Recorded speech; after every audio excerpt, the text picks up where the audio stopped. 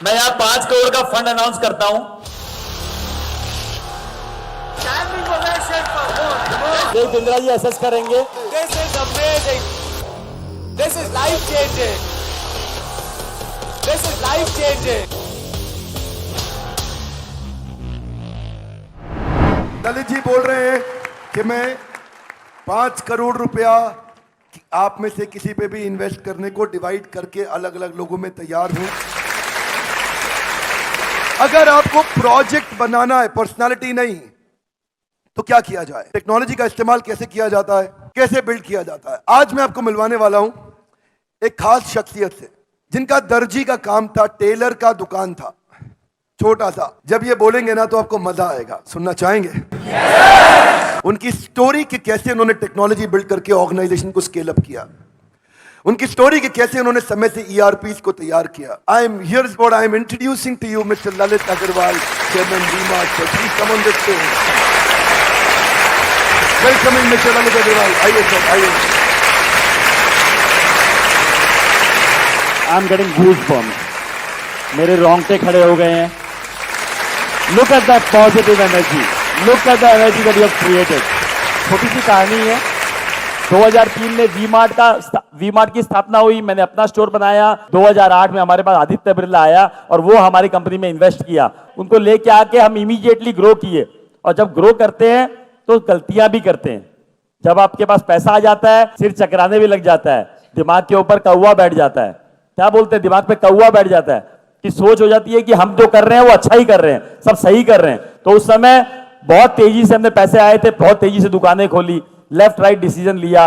बॉम्बे में जाके दुकान खोल दी, कोल्हापुर में जाके दुकान खोल दी, कोई इधर ईस्ट में जाके दुकान खोल दी। तो वो अलग अलग साइज की दुकानें खोल दी, अलग अलग तरीके का सामान उसमें रखने लग गए। तो उससे हमें 2009-10 जब लीमैन ब्रदर की क्राइसिस हुई, उस समय जब खराब समय आया, उस समय हमारी प्रॉफिटेबिलिटी टैंक कर गई। हम उतना रिटर्न जो जनरेट कर रहे थे वो जनरेट नहीं कर पाए। हमारे को रियलाइज हुआ सडनली 2010 में कि यार हम तो बहुत सारी गलतियां कर ली हैं। तो उस गलतियों को हमने बैठ के लिखा, हमने अपनी एक बोर्ड मीटिंग बुलाई। उस बोर्ड मीटिंग में हमने उसको चॉक डाउन किया।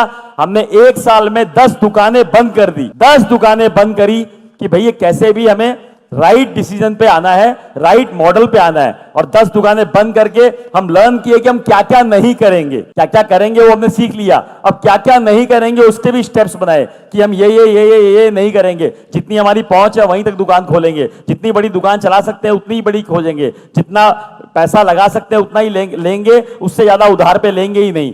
हमने ये थॉट बनाया कि हम छोटे शहरों में जाएंगे, तो कैसे इसको कन्वर्ट किया जाए, कैसे छोटी शहर में दुकान खोला जाए, वहां के लॉ एंड ऑर्डर सिचुएशन को कैसे डील किया जाए, वहां तक माल कैसे पहुंचाया जाए, वहां मैनेजमेंट कैसे हैंडल किया जाए। ये सोच में आया कि मैनेज कैसे करेंगे, कर तो लेंगे इतनी दूर के शहर में, कौन चलाएगा उस दुकान को, कौन बनाएगा वहां पर, कैसे प्रॉपर्टी मिलेगी, कैसे हिसाब रखा जाएगा, कैसे इन्वेंट्री मेंटेन होगी, कैसे पता लगेगा ग्राहक को क्या चाहिए, कैसे पता लगेगा क्या माल वहां पड़ा हुआ है, कितना चोरी हो गया, कितना बिक गया, कितना पड़ा है, कितना बेचना है।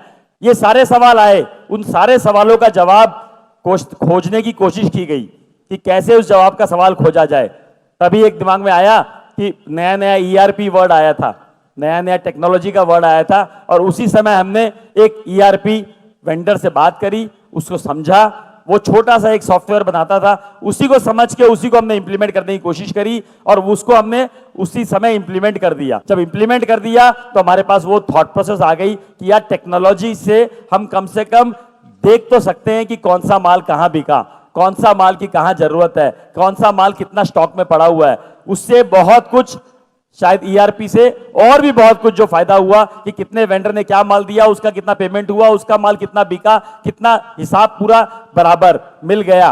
तो सबसे पहली शुरुआत वहां से ईआरपी से हुई और हमने छोटे शहर में पेनिट्रेट किया और छोटे शहर ने हमें इतना रिवॉर्ड किया क्योंकि इतनी बड़ी जनता है जो कि आप हर कोई चाहता है कि अच्छा दिखे, अच्छा पहने, अच्छे से रहें और अच्छे अपने बच्चे को और परिवार को देखें। तो हर कोई चाहता है, लेकिन उसको अपने पॉकेट साइज में अगर मिल जाएगा तो वो लेना चाहेगा। ऐसा कोई रॉकेट साइंस नहीं है कि हमें रॉकेट बनाना है, हमें एक सिंपल काम करना है। अगर हम ध्यान से फोकसफुल करें तो काम हो जाएगा। क्वालिटी जो है पैसे डालने से नहीं बनती है, क्वालिटी खाली केयर, मेहनत और राइट नॉलेज से बन सकती है।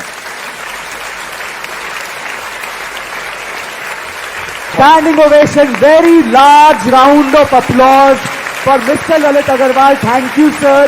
एक तो क्वेश्चंस ले सकता हूं सर के साथ इफ ही अलाउज, उनको कहीं जाना था बट जस्ट हाँ जी सर।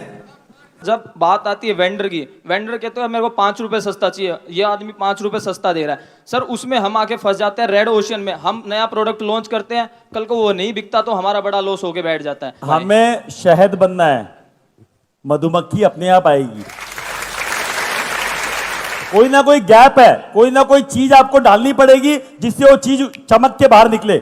जब जो लोग अपने आप भिनभिनाए आपके अराउंड, अपने आप बोले कि मैं कपड़ा आप ही का लूंगा, मैं माल आप ही का लूंगा, वो तो प्रोडक्ट, उसकी सर्विसेज, आपके व्यवहार, आपके आचरण, आपका तरीका में क्रिएट करना पड़ेगा और यही सब आप लर्न करके जाओगे यहां से। Good morning sir. Sir good morning. आपने कहा कि बोला कि अपने स्टाफ को आप छोड़ो, जैसे बच्चों को आप चलना छोड़ते हो, चलने के लिए छोड़ देते हो, तो जैसे जैसे हम जब भी स्टाफ पे पूरा ट्रस्ट करते हैं ना, स्टाफ कभी ना कभी धोखा दे देता है सर। कोई बात नहीं, ऐसा भी नहीं है, कोई बात नहीं, गिरोगे, पड़ोगे, लगोगे, गाड़ी लेके निकलते हो, चलाते हो तो कभी ना कभी एक्सीडेंट होता है, कभी हल्का सा टच होता है, कभी बहुत बड़ा एक्सीडेंट होता है, तो गाड़ी चलाना बंद कर दोगे, गाड़ी में बैठना बंद कर दोगे। तो ये विश्वास के साथ ही चलना पड़ेगा कि जीवन में निकले हैं तो कुछ ना कुछ होगा, कुछ ना कुछ होगा, उस होने के सदमे से हम बैठ नहीं जाएंगे। सर मेरा प्रॉब्लम भी स्टाफ से रिलेटेड है। वो लोग कहीं ना कहीं हमें बीच में छोड़ देते हैं कि हम लोग अकेले पड़ जाते हैं, वो लोग अपना 7-8 बजे चले जाते हैं। मेरा मैन्युफैक्चरिंग बिजनेस है तो हमें लोडिंग भी करवानी पड़ती है और हमें सब करना पड़ेगा। 10 बजे तक शुरुआत में सारे काम करने पड़ेंगे। 100 बार टेम्पो में बैठ के डिलीवरी देके आया हूं, 100 बार। मैं यहाँ 5 करोड़ का फंड अनाउंस करता हूं। This is amazing. This is life changing. This is life changing.